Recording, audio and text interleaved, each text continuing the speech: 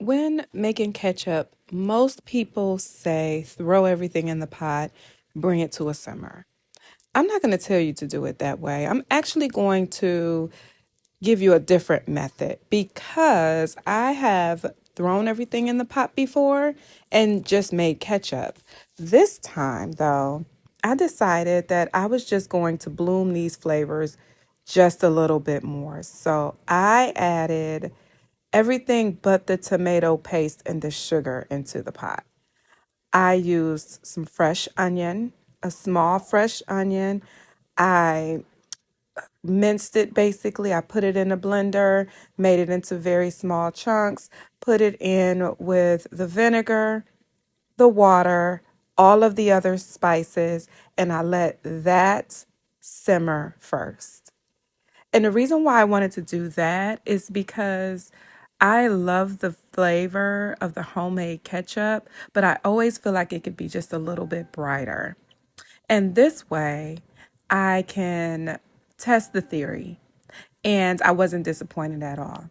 So now, while that is simmering, I am filling my jars with water and getting them into the canner so that they can sterilize and start to warm up. Once I spent about 20 minutes blooming those flavors, I took the immersion blender and I just blended the the mixture up really good because I didn't want any chunks of onion per se. I just wanted the flavor. And now I'm going to add my tomato paste and my sugars. And so with that, I noticed that the flavor was so, oh, I don't want to say robust, but it was robust. It was very vivid. It was excellent. So I would highly recommend when you make homemade ketchup that you do it this way every time. That's just going to be where I stand with it. So as I'm starting to blend the tomato paste and start adding in the sugars and then letting that simmer, what I also noticed is that I didn't have to add any more spices. Usually when I just dump everything in the pot and then let it simmer all together, I end up tasting it and then adding more. And I think that letting the flavors bloom in the beginning eliminated the need to do that. So with this batch, I am making, of course, ketchup, but I am also going to make some barbecue sauce, which is not abnormal. I tend to do them together. So I took out 6 pints of ketchup and the ketchup that was left in the pot, I just start to make barbecue sauce with that. So we are putting this into our pint jars. We are going to water bath can this ketchup for 15 minutes.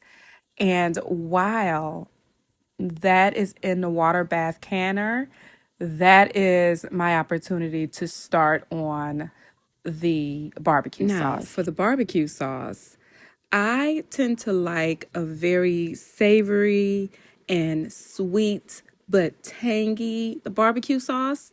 And so because I already know this is what I like, I already know that I am going to put about 2 cups of Worcestershire sauce into this. And that's just going to be where I start off rip. So I guess it depends on how much ketchup you have left in there. So if you just aren't sure, then I would start with 1 cup of Worcestershire sauce. But if you just know, you know, okay. So I use 2 cups of Worcestershire sauce, and then I just start building it from there. This is a base recipe, but I have to be honest with you. Barbecue sauce is very much so a sauce that you have to build by taste. So here is the things that I put into my barbecue sauce, but you really have to determine how you like your barbecue sauce. I can't really tell you how to make barbecue sauce that you and your family will love, right? But here's a base. What I can tell you though is that because this ketchup is so amazing, your barbecue sauce is also going to be amazing. You've got nothing but the freshest ingredients, and that is going to make a huge difference in the sauce that you create with this ketchup. So, with all of that said, we're processing and we are also building another sauce at the same time. So when the ketchup is done, all we're going to do is remove the ketchup out of the canner and set those to the side. Then we are going to temper some more jars and get water into those so that they also can start to sterilize and bring those up to temperature of the barbecue sauce. Again, you always want to put hot sauce into hot jars and into a hot canner. So that's why you have to temper it first. So at the very last minute of your barbecue sauce, once you are satisfied with its taste, and only then do you add about a quarter cup of lemon juice. This just brightens it off rip. Like, it doesn't taste like lemon. It just gives the flavors like the okay to just be who they want to be. You will not regret this. And then get it all jarred up and into your canner, and also process those jars for another 15 minutes at a rolling boil. And you will have done a nice batch of both ketchup and barbecue sauce to get on your shelves to get you through the summer months. Enjoy.